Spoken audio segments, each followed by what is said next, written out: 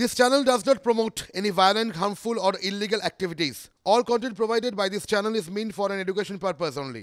বাছাই নয় শুরুতেই এই মুহূর্তের অন্যতম গুরুত্বপূর্ণ একটা আপডেট আপনাদের দেব। সন্দেশখালীর ঘটনায় এই মুহূর্তে যে আপডেট পাওয়া যাচ্ছে তা নিঃসন্দেহে তা ভয়ঙ্কর। সন্দেশখালীতে পুলিশের বিরুদ্ধে এই হামলায় সেদিনকার সেই হামলায় ইন্ধন দেওয়ার অভিযোগ, পুলিশের বিরুদ্ধে বিস্ফোরক এই অভিযোগ করছে এনফোর্সমেন্ট ডিরেক্টরেট। রেশন দুর্নীতির তদন্তে গিয়ে আক্রান্ত হতে হয় ইডি এনফোর্সমেন্ট ডিরেক্টরেটের আধিকারিকদের এবং সিআরপিএফ জওয়ানদের। এজেন্সির ওপর হামলা, তাও কেন লঘু ধারা? খুনের চেষ্টার অভিযোগ কেন রাখা হলো না, এই প্রশ্নও তোলা হচ্ছে। আপনাদের আরও একবার জানাবো, সন্দেশখালীতে পুলিশের বিরুদ্ধে হামলায় ইন্ধন দেওয়ার অভিযোগ।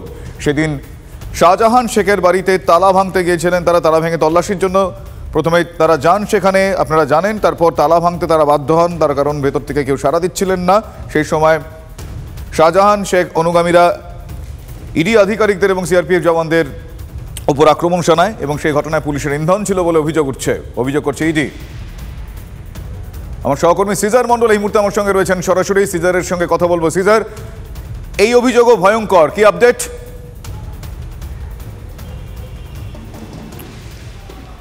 দেখো, দিল্লির সদর দপ্তরে ইডির পক্ষ থেকে যে রিপোর্ট জমা দেওয়া হয়েছে সেখানে গোটা ঘটনাক্রম জানানো হয়েছে এবং সেখানে বলা হয়েছে যে বনগাঁ এবং বসিরহাট দুই জেলারই এসপি, অর্থাৎ শেখ শাহজাহান হচ্ছে বসিরহাট এসপির আন্ডারে এবং বনগাঁর ক্ষেত্রে বনগাঁ এসপির আন্ডারে। দুই ক্ষেত্রেই কিন্তু তাদেরকে আগে প্রায়র জানানো হয়েছিল যে তারা এরকম রেডে যাবেন, এবং যেটা পরবর্তীতে জেবি থমাস, যিনি বসিরহাটের এসপি, সেটা কার্যত স্বীকারও করে নিয়েছিলেন। তিনি দাবি করেছিলেন ঘটনার পরে যে ইডি আধিকারিকরা যে সময় আসার কথা ছিল তার অনেক আগে এসছে, সেই জন্য নাকি তাদের নিরাপত্তা দেওয়া সম্ভব হয়নি। এবং সেই জায়গাটাকেই হাতিয়ার করে কিন্তু ইডি আধিকারিকদের দাবি যে পুলিশকে জানানোর পরও পুলিশের নিষ্ক্রিয়তার জন্য এই ঘটনা ঘটেছে। কার্যত পুলিশের পরোক্ষ উস্কানি রয়েছে এই গোটা ঘটনায়। পুলিশ চাইলে সেদিন এই ধরনের হেনস্থার মুখে, এই ধরনের আক্রমণের মুখে ইডি আধিকারিকরা পড়তেন না বা সিআরপিএফ জওয়ানরা পড়তেন না। এই রকম মর্মেই একটা রিপোর্ট ইতিমধ্যেই জমা দেওয়া হয়েছে। গতকাল আইজি সিআরপিএফকে সঙ্গে নিয়ে ইডি আধিকারিকরা যখন রাজ্যপালের কাছে যান, সেই বিষয়টা রাজ্যপালকেও তারা জানান। এবং পাশাপাশি তাদের আরেকটা ক্ষোভ হচ্ছে এই ঘটনায় নেজার থানায় তারা যে অভিযোগ দায়ের করেছেন, সেই অভিযোগে তারা খুনের চেষ্টা থেকে শুরু করে লুটের মতো মারাত্মক অভিযোগ তারা এনেছিলেন। কিন্তু বাস্তবে পুলিশের পক্ষ থেকে যে এফআইআর ড্র করা হয়েছে সেখানে খুনের চেষ্টা বা লুটের মতো অভিযোগগুলোকে বাদ দেওয়া হয়েছে। এবং ইডির অভিযোগ যে মূলত অনেক লঘু আইনের ধারাতে এফআইআর করা হয়েছে, এবং সেই বিষয়টাও কিন্তু এই রিপোর্টে উল্লেখ করা হয়েছে। এবং বনগাঁর ক্ষেত্রে বনগাঁতেও তারা আক্রমণের মুখোমুখি হয়েছিলেন, কিন্তু সেই এফআইআর এখনও তারা হাতে পাননি, সেই বিষয়টা জানানো হয়েছে। তাহলে এক্ষেত্রে এখন যে সিচুয়েশন, তাহলে সেই দিন যা ঘটনা ঘটেছিল আমরা প্রত্যেকেই সেই ঘটনার সাক্ষী, আমরা সেই ছবি দর্শকদের দেখিয়েছি। কিন্তু এক্ষেত্রে প্রশ্ন হচ্ছে, তাহলে এখন আইনি ধারা এই রিপোর্টের পর কি করণীয়?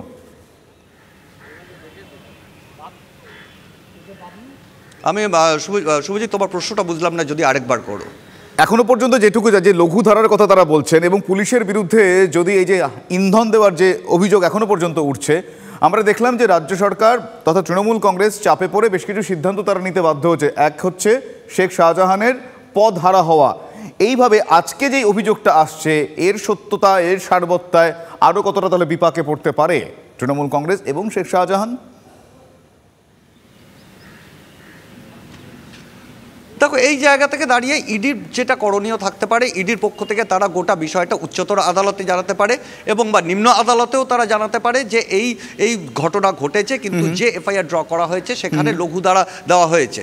এবং সেই জায়গা থেকে আদালত পরবর্তী সিদ্ধান্ত নেবে যে ইডির অভিযোগকে কতটা ইডির অভিযোগটাই সঠিক কিনা, এবং পুলিশের বক্তব্য সেক্ষেত্রে জানা হবে যে পুলিশ যে বক্তব্য রাখছে কেন লঘু ধারা দেওয়া হলো। ইডির অভিযোগ যেখানে খুনের চেষ্টার মতো অভিযোগ, সেখানে সেরকম অভিযোগ আনা হলো না কেন, সেই বিষয়গুলো কিন্তু সামনে আসবে এবং সেটা কিন্তু সেইভাবে আদালত থেকেই সেটা সিদ্ধান্ত হবে। তবে সামগ্রিকভাবে স্বরাষ্ট্র মন্ত্রকের পক্ষ থেকে কিন্তু অনেক বেশি চাপ সৃষ্টি করা হয়েছে নবান্নের ওপর, যাতে দ্রুত শেখ শাহজাহানকে গ্রেপ্তার করে রাজ্য পুলিশ এবং গ্রেপ্তার করে পরবর্তীতে ইডির হাতে হ্যান্ডওভার করে। একেবারেই সিজার, সেই দিনের পুলিশের ভূমিকা নিয়ে এর আগেও নানা ছবি, নানা মুভমেন্ট, নানা কিছুতে খুব সাধারণ দর্শকেরও, খুব পর্যবেক্ষক হিসেবে নয়, খুব সাধারণ দর্শকেরও মনে হয়েছিল পুলিশ সেদিন কি করছিল। এই প্রশ্ন খুব গুরুত্বপূর্ণ হয়ে ওঠে। সেদিন যা যা ঘটনা ঘটেছিল, যা যা ছবি আমরা দেখেছি, কখনোই আমরা এটা বলতে পারছি না যে তারা এই শেখ শাহজাহানের অনুগামীরা তারা সেদিন যে ঘটনা ঘটেছিল পুলিশি ভূমিকা থাকলে হয়তো এই পর্যায়ে যেত না। সেক্ষেত্রে আজকে যেই রিপোর্টে যে অভিযোগ আসছে সেই জায়গা থেকে রাজ্য পুলিশের ভূমিকা কি আরও একবার খুব বড়সড় একটা প্রশ্নচিহ্নের মুখে পড়তে চলেছে? দেখো, অবশ্যই খালি আজকের রিপোর্টের ভিত্তিতে নয়। তুমি যদি মনে করে দেখো রাজ্যপাল কিন্তু রাজ্যপাল গতকাল আইজি সিআরপিএফ এবং ইডি আধিকারিকদের সঙ্গে বৈঠক করার পর, অর্থাৎ ব্রিফিং নেওয়ার পর, ব্রিফড হওয়ার পর, গোটা রেশন কেলেঙ্কারি কি, কেন ওখানে রেড করতে যাওয়া হয়েছিল, শেখ শাহজাহানের ভূমিকা কি এবং সেদিন কি ঘটনা ঘটেছিল, রাজ্যপাল খুঁটিনাটি গোটা বিষয়টা কিন্তু আইজি সিআরপিএফ এবং ইডি আধিকারিকদের কাছ থেকে জানেন। এবং জানার পরে তার যে পর্যবেক্ষণ, যেটা রাজভবন সূত্রে আমরা জানতে পেরেছি, সেখানে কিন্তু স্পষ্টই রাজ্য সরকারকে, স্বরাষ্ট্র সচিবকে জানানো হয়েছে পুলিশের ভূমিকা খতিয়ে দেখতে এবং কারা ওই দিন দায়িত্বে ছিলেন, কোন পুলিশ অফিসারদের গাফিলতির জন্য এই ঘটনা ঘটেছে, তাদেরকে চিহ্নিত করে তাদের বিরুদ্ধে অ্যাকশন টেকেন রিপোর্ট জমা দিতে। এটা কিন্তু ইতিমধ্যেই অলরেডি রাজ্যপালই এই বিষয়টা স্পষ্ট করে দিয়েছেন। ইডির রিপোর্টটা একদমই আভ্যন্তরীণ রিপোর্ট। সেই রিপোর্টের একটা অংশ অবশ্যই স্বরাষ্ট্র মন্ত্রকে যাবে, স্বরাষ্ট্র মন্ত্রকের কাছে সিআরপিএফ এর তরফেও রিপোর্ট জমা পড়েছে, এই বয়ানেই রিপোর্ট জমা পড়েছে। সার্বিকভাবে একটা প্রেসার বিল্ডিং ট্যাকটিক্স তৈরি হয়েছে এবং সেই প্রেসার বিল্ড আপ করেই কিন্তু কোথাও শাহজাহানকে হাতে পেতে চাইছে এনফোর্সমেন্ট ডিরেক্টরেট। অ্যাবসলিউটলি তাই। এই মুহূর্তে শাহজাহান শেখ কোথায়, সেই প্রশ্নের উত্তরটাই এবং শাহজাহানকে হাতে পাওয়ার মরিয়া চেষ্টায় সবাই রয়েছেন। তার কারণ শাহজাহান কোথায় এই বিষয়টা নিয়ে কিন্তু বেশ কিছু ন্যারেটিভ যেরকম তৈরি হচ্ছে, বেশ কিছু পরিস্থিতিও তৈরি হচ্ছে। ধন্যবাদ সিজার। কথা বলছিলাম আমার সহকর্মী সিজার মণ্ডলের সঙ্গে। সন্দেশখালীতে পুলিশের বিরুদ্ধে হামলায় ইন্ধন দেওয়ার অভিযোগ, পুলিশের বিরুদ্ধে বিস্ফোরক অভিযোগ এনফোর্সমেন্ট ডিরেক্টরেটের। রেশন দুর্নীতির তদন্তে গিয়ে আক্রান্ত হয় এনফোর্সমেন্ট ডিরেক্টরেট এবং সিআরপিএফ। এজেন্সির ওপর হামলা, তাও কেন লঘুধারা? খুনের চেষ্টার অভিযোগ কেন রাখা হলো না?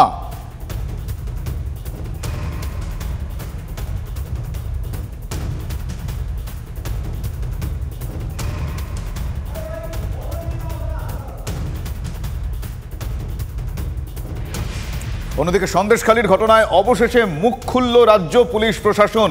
কড়া ব্যবস্থা নেওয়া হবে বললেন ডিজি রাজীব কুমার। এই মুহূর্তের অত্যন্ত গুরুত্বপূর্ণ আপডেট, কড়া ব্যবস্থা নেওয়া হবে। সন্দেশখালীর ঘটনায় অবশেষে অ্যাট লাস্ট মুখ খুলল রাজ্য পুলিশ প্রশাসন। কড়া ব্যবস্থা নেওয়া হবে বললেন ডিজি রাজীব কুমার। সন্দেশখালীতে যে আইন ভেঙেছে তাদের বিরুদ্ধে কড়া ব্যবস্থা।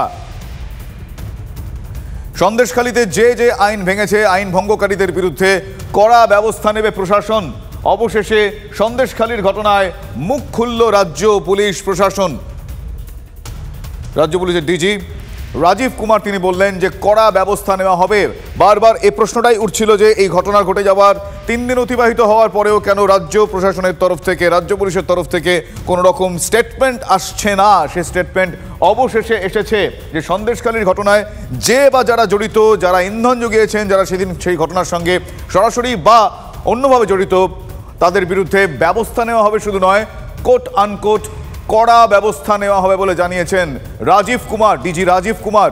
সন্দেশখালীতে যে আইন ভেঙেছে তাদের বিরুদ্ধে কড়া ব্যবস্থা নেওয়া হবে। সন্দেশখালীর ঘটনা এবং সেখানে ইডি আধিকারিকরা যখন তল্লাশিতে গিয়েছিলেন সেই সময় তাদেরকে আক্রান্ত হতে হয় শেখ শাহজাহানের অনুগামীদের দ্বারা।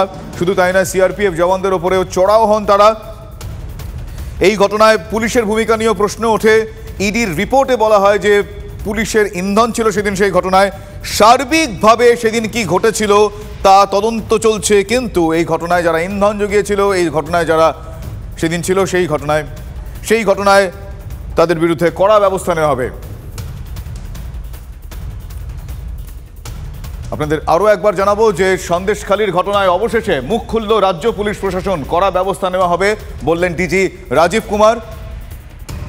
এবং এই ঘটনায় এখনো পর্যন্ত যা পরিস্থিতি, তাতে সেদিন সেই ঘটনায় যারা আইন ভেঙেছেন তাদের বিরুদ্ধে কড়া ব্যবস্থা নেওয়া হবে বলেছেন রাজীব কুমার। অন্যদিকে শাহজাহানের বিরুদ্ধে আরও বিস্ফোরক মন্তব্য করলেন শুভেন্দু অধিকারী। জঙ্গি জেহাদি শাহজাহান, রাষ্ট্রবিরোধী শাহজাহান, তৃণমূল সরকারের মদতে 2টো মামলা থেকে নিষ্কৃতি, রেশন দুর্নীতিতে যুক্ত শাহজাহান, দেহলোপাটের অভিযোগ শাহজাহানের বিরুদ্ধে। এই জঙ্গি, এই জিহাদি, এই রাষ্ট্রবিরোধী শাহজাহান শেখ শুধুমাত্র রেশন কেলেঙ্কারি নয়, শুধুমাত্র পোর্টের হেরোইন পাচারের কেস নয়, তিনটে লোকের দেহ লোপাট করা হয়েছে এবং তাদের দুটি মামলা থেকে মমতা পুলিশের আশ্রয়ে প্রশ্রয়ে চার্জশিট মুক্ত হয়েছে। এই মামলা সিবিআই বা এনআইএকে হস্তান্তর করা যায় বা সেন্ট্রাল এজেন্সিকে দেওয়া যায়, তার জন্য এই চার্জশিট দুটোকে চ্যালেঞ্জ করে তারা এখানে মামলা করলেন। এই সন্দেশখালী ঘটনা ঘটার পর থেকে আপনারা জানেন শাহজাহান শেখ বেপাত্তা, অনুপস্থিতিতে কাজ সামলানোর দায়িত্বে এবার নারায়ণ গোস্বামী। উত্তর 24 পরগনা মৎস্য কর্মাধ্যক্ষ পদ সামলাবেন নারায়ণ গোস্বামী, জেলা পরিষদের সভাধিপতি নারায়ণ গোস্বামী।